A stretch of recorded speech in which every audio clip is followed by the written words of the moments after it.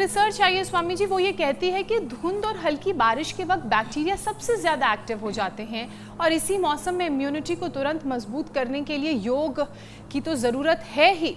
इसके अलावा और क्या क्या किया जा सकता है कि मौसम थोड़ा सा बदले लेकिन हमारी इम्यूनिटी बिल्कुल इंटैक्ट रहे? तो इसके लिए रोज इम्यूनोग्रिड गोल्ड करके गोल्ड न्यूट्रीडा डेली एक्टिव, थोड़ा शिलाजीत, सुबह सुबह जड़ी बूटियों का काढ़ा, ये चाइनीज लोग, कोरियन लोग, जापानीज लोग तो खूब पीते हैं। हम लोग ना अपनी चीज़ों को भूल गए। तो तुलसी की चाय जरूर पिए। ये अलग अलग प्रकार के हर्बल टी के नाम पर 100 रुपये से लेकर के 500 रुपये तक की कॉस्ट होती है उनकी। अभी भी मैं गया तो वहाँ पर भी ये पिला रहे थे, हांगकांग में भी होटल में भी, 5 स्टार होटल में। एक पोटली सी रख दी केटली के अंदर, उस गर्म पानी डालो और उसमें एक फ्लेवर सा आता है और कहते हैं, ये मैंने कहा ये चाय कितनी की? बोले 500 रुपये की। ला मेरे भाई, तो तुलसी की चाय पिए, उसमें थोड़ा लौंग, इलायची, पुदीना और डाल लें, और गिलोय का काढ़ा पिए। वैसे तो सांसारी और मुलेठी का भी प्रयोग बहुत अच्छा है।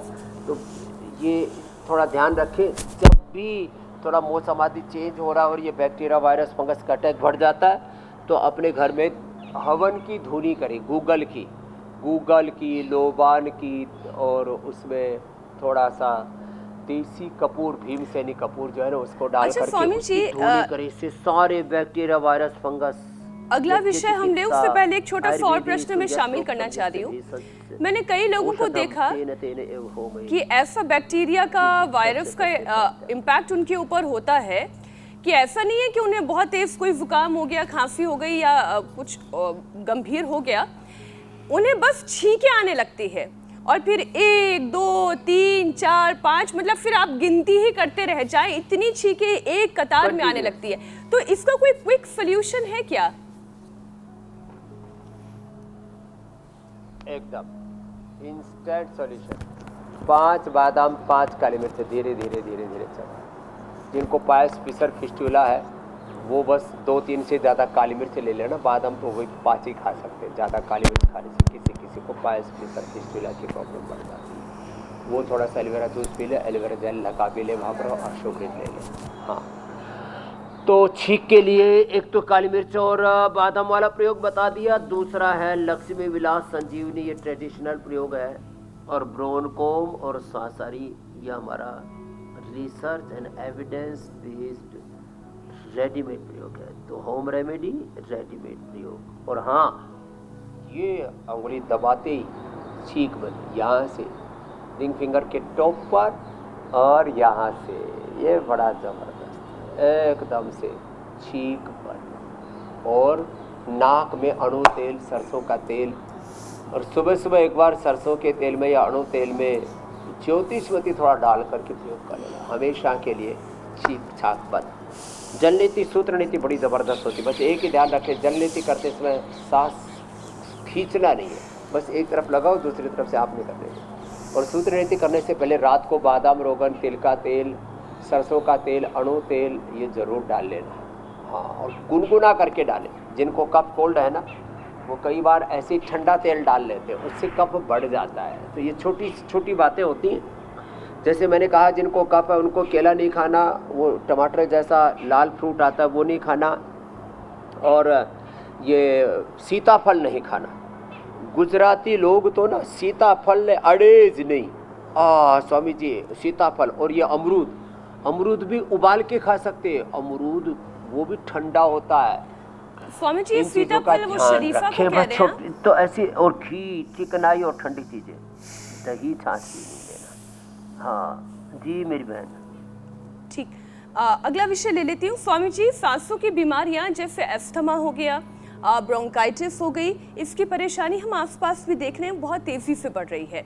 और ऐसे पेशेंट्स बिना दवा के राहत पा ही नहीं पा रहे हैं। ये सबसे बड़ी समस्या है। ख़ास तौर पे जो ब्रोंकाइटिस के पेशेंट्स हैं या फिर जो एस्थमेटिक हैं, उनका तो बिना इन्हेलर के गुजारा ही नहीं हो रहा है। कई लोगों को मैंने देखा 2-2 इन्हेलर के कॉम्बिनेशंस में वो इन्हेलर्स लेते हैं। जी, तो क्या किया जा सकता है कि ये इन्हेलर की परेशानी छूट जाए, दवाओं के बिना भी राहत मिले? क्या किया जा सकता है? सिंथेटिक दवाइयाँ, synthetic hair care, dental care, skin care, synthetic home care, ये तो बड़े खतरनाक है। बच्चों को तो सिंथेटिक दवाई एंटीबायोटिक्स देते हैं, उनको डायबिटीज़ तक हो जाती है। अभी एक कास्ट की बेटी मेरे पास आई, कास्टी को मैंने पूछा बेटा तुमको शुगर हुई कैसे, तो उसकी माँ ने बताया इसको थोड़ा सर्दी जुकाम बुखार तेज़ हो गया था और हमने इसको एंटीबायोटिक दे दिए और शुगर पहुंच गई 900। छोटी सी बेटी को, 6 साल की बेटी, अभी 7 साल की हुई, 6-7 साल की बेटी और 900 शुगर, HbA1c 16 है। मेरी बहन ज्योत्सना जी, तो ये छोटे बच्चों को हम थोक के भाव ऐसे दे देते ना, बच्चे हैं अब क्या करें, दया आती है, छीकम छीक हो रही है, नाक पकसा गया है, अरे भाई थोड़ा स्वासारी तेज़ गर्म पानी में दे दो, स्वासारी त्रिकुटा सीतोफलादी शहद के साथ चटा दो, थोड़ा हल्दी अदरक तुलसी का रस उसको शहद के साथ, देखो असर होगा। फीवर है तो फीवरग्रिड, टाइफाइड है तो टाइफोग्रिड, नहीं तो ज्वरनाशक वटी और ये सब सुदर्शन घनवटी बड़ी ज़बरदस्त है। तो देखो हमें अपनी ट्रेडिशनल चीज़ों पर लौटना तो पड़ेगा, उसके बिना ये जो हम अचानक घबरा करके सोचते हैं कि अचानक तुरंत फ़ायदा हो जाएगा, एकदम फ़ायदा हो जाएगा, एंटीबायोटिक ले लो, वो थोड़ी देर का फ़ायदा और ज़िंदगी भर का नुकसान, उसकी भरपाई कभी नहीं हो पाएगी। इसलिए सावधानी पूर्वक आयुर्वेद को ही अपनाएं। और खान पान में मैं जो बोला, ठंडी चिकनाई और दही, दही को जिनको क्रोनिक कफ है उनको तो नहीं लेना। सामान्य कफ में हमारे गुरुजी दही में गुड़ और शक्कर लिया करते हैं और थोड़ी मात्रा में दही लेते थे, वो औषधि का काम करता है। दही की प्रकृति मूलतः गर्म होती है, लेकिन वो जिनको क्रोनिक कफ है उनको सेवन उसका भी नहीं करना है। ऐसे क्या करना है उसके साथ क्या नहीं करना ये भी ध्यान ज़रूरी है। चाहे कफ हो, अब बाद में खट्टी चीज़ें खाएंगे और लौकी का जूस कितना अच्छा वो भी पिएंगे तो उससे भी नुकसान होगा ना। तो क्या नहीं करना, बीपी है, नमक खा रहे, शुगर है, मिठाई चीनी उड़ा रहे और कैंसर है और जितना भी जंक फूड है, फास्ट फूड है और तंबाकू आदि ये खा रहे, ये चलेगा नहीं ना। तो जिसको जो प्रॉब्लम है, पहले से कोलेस्ट्रॉल बढ़ा हुआ है, चिकनाई घी खा रहे दबा करके, पहले ही वजन बढ़ा हुआ है और अनाज नमक मीठा ठोक करके खा रहे, कैसे कम हो जाएगा। तो क्या करना है उसके साथ हर बार ये भी ध्यान रखें क्या नहीं करना। अचानक गर्म से ठंडी हवा में, अचानक एसी में, अचानक एसी से फिर तेज़ गर्म वातावरण में, इसको कहते हैं सर्द गर्म बिगड़ गया, इसका भी ध्यान रखना है, ये बड़ा ख़तरनाक होता है। तो इसलिए अपने कमरे का टेम्परेचर ये 16-18 पर एसी नहीं रखें। मुझे कभी एसी में बैठना भी पड़ता है इमरजेंसी में, लोगों की सहूलियत के लिए किसी मीटिंग आदि में, तो मैं एसी 25 पर करवा देता हूँ।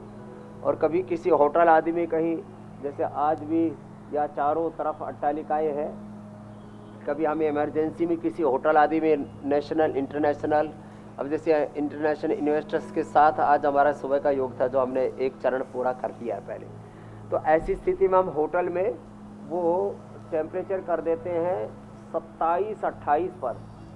ये जो बहुत ज़्यादा रात को ठंडा चील्ड करके सोते हैं ना, फिर गर्मियों में भी रजाई ओढ़ के जो सोते हैं लोग, ये ठीक नहीं है। इससे लोगों को कफ बढ़ता है, इससे लोगों को वात बढ़ता है, पूरी बॉडी में स्टिफनेस बढ़ती है, अपनी एनर्जी को का पूरा विध्वंस कर लेते हैं। इन चीज़ों से भी हमें बचना। बातें छोटी छोटी लेकिन बहुत महत्वपूर्ण है और इसीलिए लोगों को वात कफ पित्त त्रिदोष मस्कुलर प्रॉब्लम्स न्यूरो प्रॉब्लम्स बहुत ज़्यादा हो रही है। लोग ऐसे एंड बैंड से फिरे जा रहे हैं। तो और जिनको याद नहीं रह पाता कि क्या करना है क्या नहीं करना, वो लिख करके अपनी एनर्जी को चैलेंज कर लें, वो अपनी डायरी में नोट कर लें, अपने लिख करके अपने घरों में कहीं चिपका लें, ताकि याद रहा करे कि कैसे कैसे ज़िंदगी गुजारनी है, क्या करना है क्या नहीं करना है, क्योंकि इसी से सारी गड़बड़ी हो रही, जैसा स्वामी जी कह रहे हैं।